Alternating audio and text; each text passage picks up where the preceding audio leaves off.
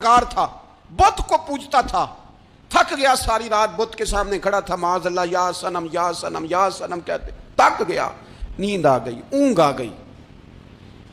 جب پوری طرح نیند آ گئی اور دماغ پہ نیند قبضہ کرنے لگی تو اس کے منہ سے نکل گیا، صنم صنم کہہ رہا تھا نا، نکل گیا یا صمد، او بے نیاز مالک۔ رب کریم نے فرشتوں سے فرمایا دوڑ کے جاؤ، جو کہتا ہے اسے دے دو۔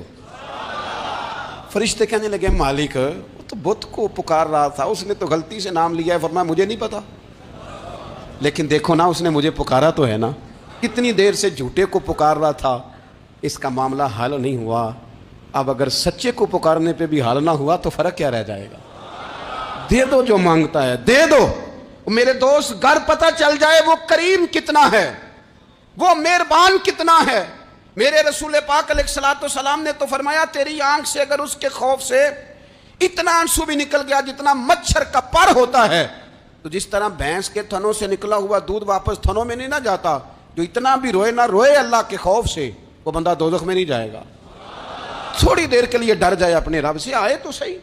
عدم معرفت غفلت پیدا کرتی ہے، تو آ تو صحیح، وہ تو کریم ہی بڑا ہے، وہ تو مہربان ہی بڑا ہے۔ حضرت زنیرہ رضی اللہ تعالیٰ عنہ حضور کی صحابیاں ہیں، ایام جو مکے کے تھے مسلمانوں پر بڑی آزمائش کے تھے، انہیں بڑا مارا کفار نے، اتنا مارا کہ ان کی بینائی چلی گئی، نظر آنا بند ہو گیا۔ کافروں کی عورتوں نے تانا دیا کہ تو نے ہمارے بت چھوڑے ہیں نا، تو دیکھنا تیری بینائی چلی گئی۔ تو جناب زنیرہ اللہ پہ بھروسہ، توکل، معرفت الہی کا جذبہ، اٹھ کے کھڑی ہو کہنے لگی چپ کرو، تمہارے جھوٹے بت کیا کر سکتے ہیں، میرا رب چاہے تو صبح جب میں اٹھوں تو میری آنکھیں روشن ہو، اگر کریم کرم کر دے۔ لوگ کہتے ہیں واقعی ایسا ہوا، جب وہ سویرے اٹھی تو اللہ نے ان کی روشنی واپس کر دی تھی۔ تجھے پتہ چل جانا وہ مہربان کتنا ہے۔ وہ ایک بزرگ تھے تو ان سے کسی نے کہہ دیا کہ اگر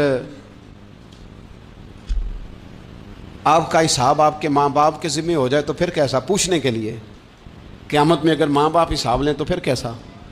تو بڑے سیانے لوگ تھے جو دل والے تھے، کہنے لگے نہیں، رب کریم ہی ٹھیک ہے، اس لیے کہ وہ ماں باپ سے کہیں بڑھ کر پیار کرنے والا ہے۔